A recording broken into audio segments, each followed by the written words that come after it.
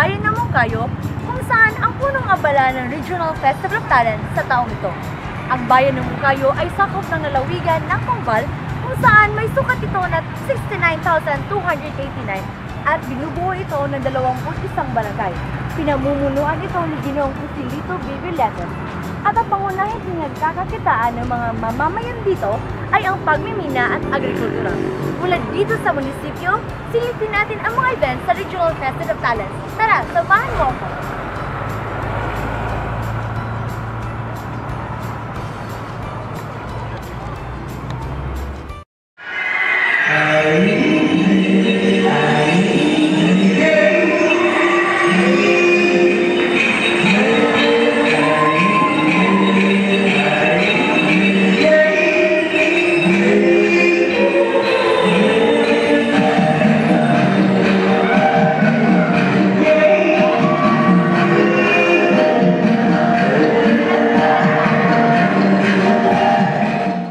Regional Festival of Talents ay isang programa ng Department of Education kung saan pinagsama-sama nito ang mga events kung saan nagpapamalas ang mga mag-aaral mula sa iba't ibang panig ng rehiyon ng kanilang husay, galing at talento sa iba't ibang uri ng larangan ng sine. Kagaya ng folk dance at baile sa kalye, dito ipinakita ng mga mag-aaral ang kahusayan sa pag-indak sa daan.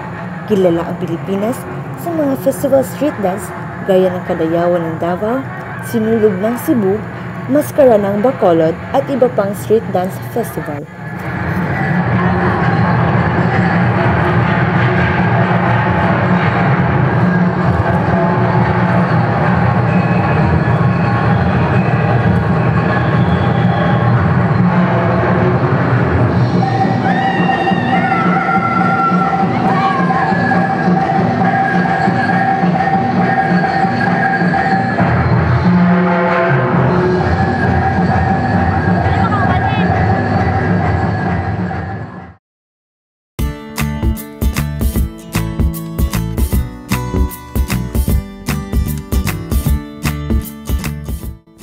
Naman sa atin ang di pa nakapag-drawing, mapapangit man o mapaganda.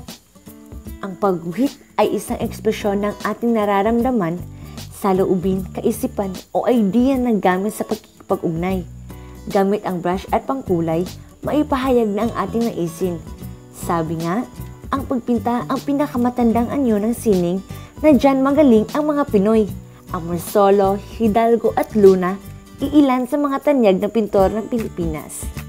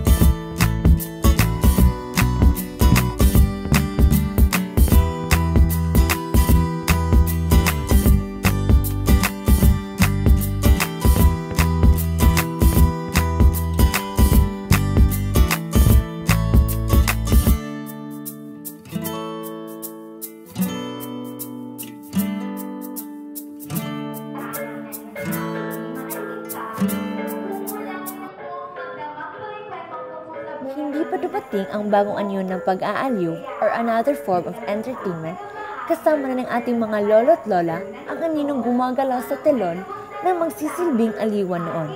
Ang manik-aninong dulaan ay isang uri ng dula. Ang mga aninong yari sa iba't ibang materyales na pinagalaw ng mga puppeteer at nilapatan ng boses at kulay at musika ay isang lumang bagong anyo ng entertainment. Luma dahil nung una pang panahon ginawa na ito. Bago dahil gumamit na ang puppetry ng makabagong kagamitan upang lalo pa itong mapaganda. Pati na rin sa ibang bansa sa pagdating ng malawakang programang pambansa. At huwag mo kalimutan ang iyong paglakas na pagbati, Ida. Muli, ako po si Ida. Taas na ang natutubo.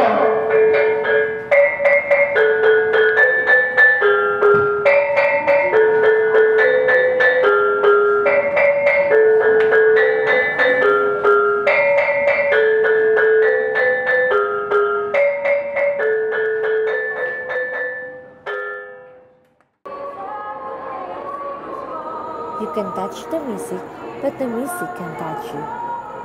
Likas na mahilig ang mga Pilipino sa musika at awitin. Choir at kandiman ay isa lamang sa paligsahan ng Regional Festival of Talents. Hindi tayo maging ganap na Pilipino kung hindi tayo marunong umawit kahit masintonado dahil ang awit at ang Pinoy ay iisa.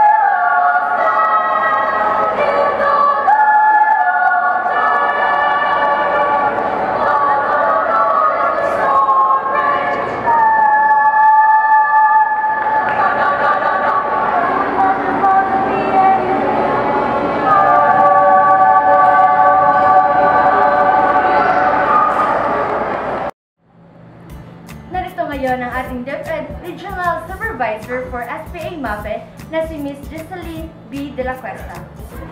Ma'am, ano po ba ang mensahe na inyong ipapaabot sa mga partisipante ng Regional Festival of Talents? Okay, magandang umaga sa inyong lahat. So I would like to thank the teachers first for molding the SPA students of 17 SPA schools of Region 11. And then, dito natin makikita ang mga talents from the street dance, from Pista Husay to group OPM to folk dance. We have also the SPA regional-led competition, yun yung kundiman, yung duet, choral, and folk dance. So, I hope na kung sino yung manalo, pagpatuloy natin i-enhance ang ating mga talent for the national competition. Aja! Fight! Go, go, go! Maraming salamat, ma'am. Sabi ka ni ma'am, ipagpatuloy natin, i-enhance pa natin ang ating mga talento patungo sa national. Go, go, fight! Maraming salamat. Hindi sumetro ang Regional Festival of Talents sa paligsahan o kompetisyon ng mga kabataang mag-aaral, kundi nagbigay din ito sa pagpapahalaga ng mga kulturang Pinoy, sining at pagpapakita ng mga husay, galing at talento ng kabataang Pilipino. Ikaw, ako, tayo, mga kabataan ang magtataguyod sa kultura ng ating bansang Pilipinas. Ako po si Angela Lumangtan, hanggang sa muli nating pagkikita sa susunod na Regional Festival of Talents. Mabuhay tayong lahat!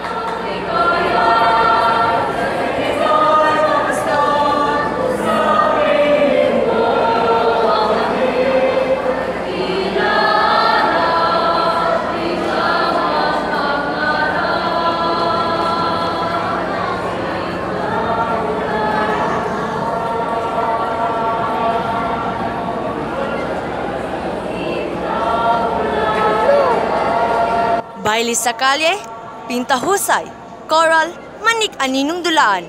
Kulturang Pinoy, isang sining.